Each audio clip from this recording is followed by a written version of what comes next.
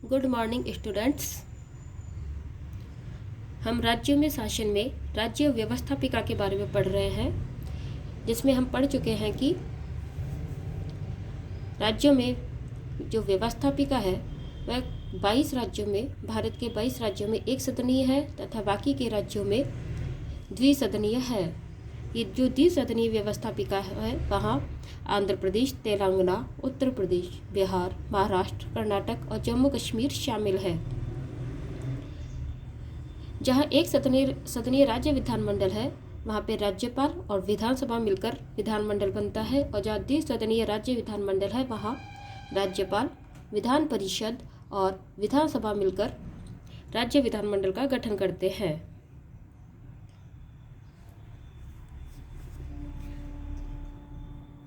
आज हम पढ़ेंगे राज्यों में दो सदनों का गठन, जिसमें सर्वप्रथम हम पढ़ेंगे विधानसभा का गठन। संख्या। विधानसभा के प्रतिनिधियों को प्रत्यक्ष मतदान से वयस्क मताधिकार द्वारा निर्वाचित किया जाता है, अर्थात प्रत्यक्ष निर्वाचन और वयस्क मताधिकार द्वारा विधानसभा के प्रतिनिधियों का निर्वाचन किया जाता है। इसकी अधिकतम संख्या, विधानसभा की अधिकतम संख्या 500 हो सकती है और निम्नतम संख्या 60 तय की गई है। इसका अर्थ है कि 60 से 500 के बीच यह संख्या राज्य की जनसंख्या एवं इसके आकार पर निर्भर करती है, अर्थात ये संख्याएं राज्य की जनसंख्या के आधार पर निर्धारित की जाती हैं। हालांकि अरुणाचल प्रदेश, सिक्किम एवं गोवा के मामले में यह संख्या 30 तय की गई है एवं मिजोरम एवं नागालैंड के मामले में क्रमशः 40 एवं 46। इसके अलावा सिक्किम और नागालैंड विधानसभा के कुछ सदस्य अप्रत्यक्ष रूप से भी चुने जाते हैं। नामित सदस्य।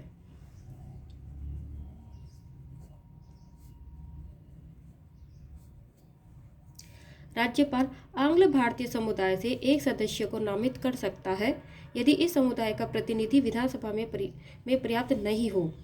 मूलतः यह उपबंध 10 वर्षों अर्थात 1960 तक के लिए ही था, लेकिन इसे हर बार 10 वर्षों के लिए बढ़ा दिया गया। 95वें संविधान संशोधन 2009 में इसे 2020 तक बढ़ा दिया गया है। क्षेत्रीय निर्वाचन क्षेत्र।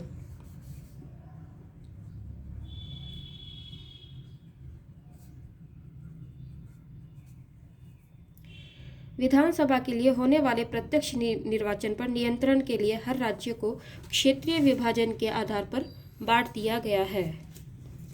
इन चुनाव क्षेत्रों का निर्धारण राज्य को आवंटित सीटों की संख्या को जनसंख्या के अनुपात से तय किया गया है। दूसरे शब्दों में संविधान में यह सुनिश्चित किया गया है कि राज्य के विभिन्न निर्वाचन क्षेत्रों को समान प्रतिनिधित्व मिले, अर्थात राज्य के जो भी निर्वाचन क्षेत्र है उनको समान प्रतिनिधित्व दिया गया है।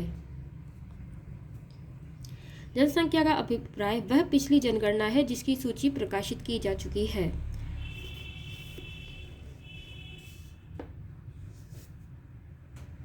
प्रत्येक जनगणना के बाद यह पुनः निर्धारित की जाती है। प्रत्येक जनगणना के बाद पुनः निर्धारण होगा, जिसमें पहला प्रत्येक राज्य के विधानसभा क्षेत्रों के हिसाब से सीटों का निर्धारण किया जाता है और हर राज्य का निर्वाचन क्षेत्रों के हिसाब से ही विभाजन किया जाता है। जनगणना का पुनर्निर्धारण विधानसभा क्षेत्रों की जो सीटें हैं उसके हिसाब से तय किया जाता है और निर्वाचन क्षेत्रों के हिसाब से भी विभाजन तय किया जाता है। संसद को इस बात का अधिकार है कि वह संबंधित मामले का निर्धारण करे। इसी उद्देश्य के तहत 1952, 1962, 1972 और 2002 में संसद ने परिसीमन आयोग अधिनियम पारित किए। 1976 के 42वें संशोधन में विधानसभा के निर्वाचन क्षेत्रों को 1971 के आधार पर वर्ष 2000 तक के लिए निश्चित कर दिया गया। पुनर्निर्धारण पर यह प्रतिबंध अगले 25 वर्षों 2026 तक बढ़ा दिया गया है, अर्थात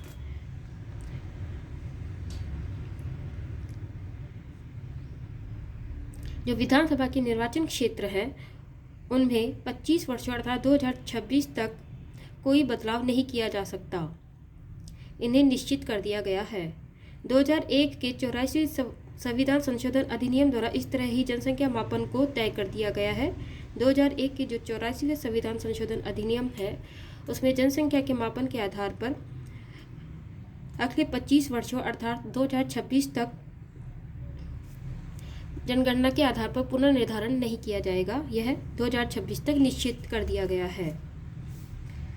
84वें संशोधन अधिनियम 2001 में सरकार को यह अधिकार भी दिया गया कि विधानसभा क्षेत्रों की तुलनात्मक पुनर्निर्धारण को 1991 की जनगणना के आधार पर किया जाए। उसके बाद 87वें संविधान संशोधन अधिनियम 2003 में निर्वाचन क्षेत्रों का निर्धारण 2001 की जनसंख्या के हिसाब से करने की व्यवस्था की गई। हालांकि यह पुनर्निर्धारण प्रत्येक राज्य की विधानसभा की कुल सीटों के अनुसार ही संभव है। अनुसूचित जाति जनजाति के लिए स्थानों का आरक्षण। संविधान में राज्य की जनसंख्या के अनुपात के आधार पर प्रत्येक राज्य की विधानसभा के लिए अनुसूचित जाति और एवं जनजाति की सीटों की व्यवस्था की गई है, अर्थात जनसंख्या के अनुपात के आधार पर अनुसूचित जाति जनजाति की सीटों की व्यवस्था विधानमंडल में की जाती है। मूल रूप से यह आरक्षण 10 वर्ष 1960 तक के लिए था, लेकिन इस व्यवस्था को हर बार 10 वर्ष के लिए बढ़ा दिया जाता है। अतः 95वें संविधान संशोधन अधिनियम 2009 द्वारा इसे 2020 तक के लिए बढ़ा दिया गया है। अब हम पढ़ेंगे परिषद का गठन।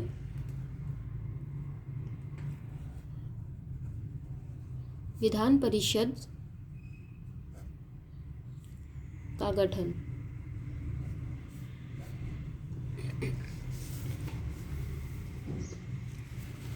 विधानसभा सदस्यों के विपरीत विधान परिषद के सदस्य अप्रत्यक्ष रूप से निर्वाचित होते हैं।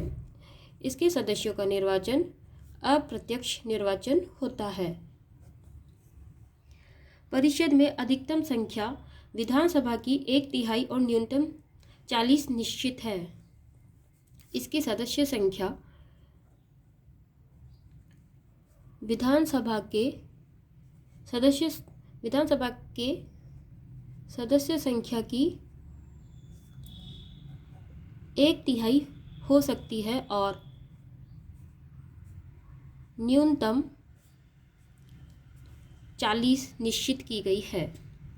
इसका मतलब संबंधित राज्य में विधान परिषद की संख्या विधानसभा के आकार पर निर्भर है। ऐसा यह सुनिश्चित करने के लिए किया गया है कि प्रत्यक्ष निर्वाचित सदन अर्थात विधानसभा का प्रभुत्व राज्य के मामलों में बना रहे।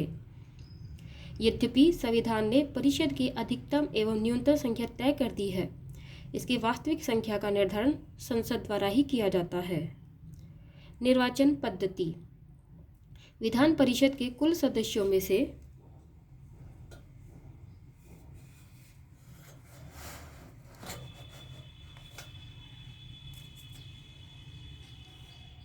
एक तिहाई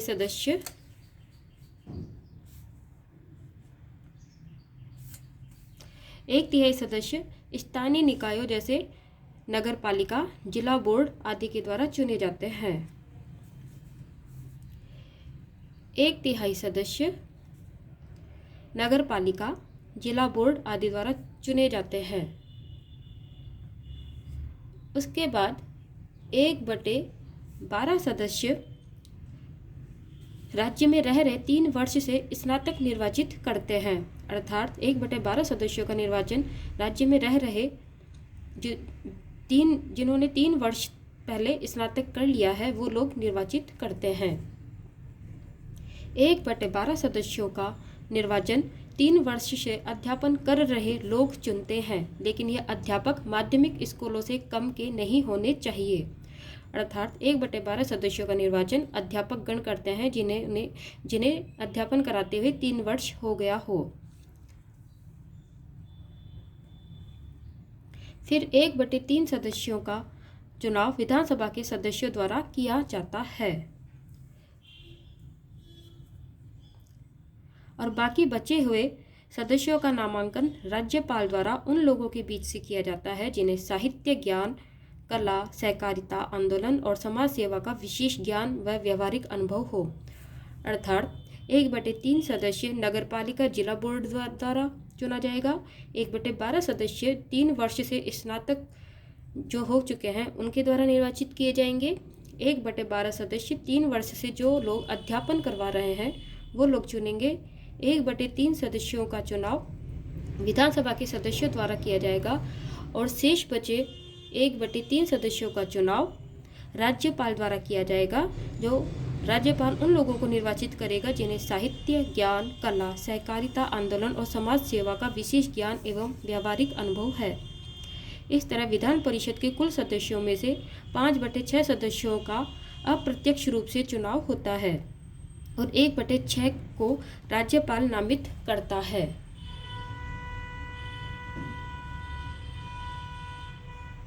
सदस्य एकल समक्रमणीय मत के द्वारा समानुपातिक प्रतिनिधित्व प्रणाली के माध्यम से चुने जाते हैं। राज्यपाल द्वारा नामित सदस्यों को किसी भी स्थिति में अदालत में चुनौती नहीं दी जा सकती। विधान परिषद के गठन की यह प्रक्रिया संविधान में अस्थायी है, न कि अंतिम। संसद को इसके बदलने और सुधारने के लिए अधिकृत है। हालांकि अभी तक संसद ने ऐसी कोई विधि नहीं बनाई है। धन्यवाद। यह पार्ट 2 था।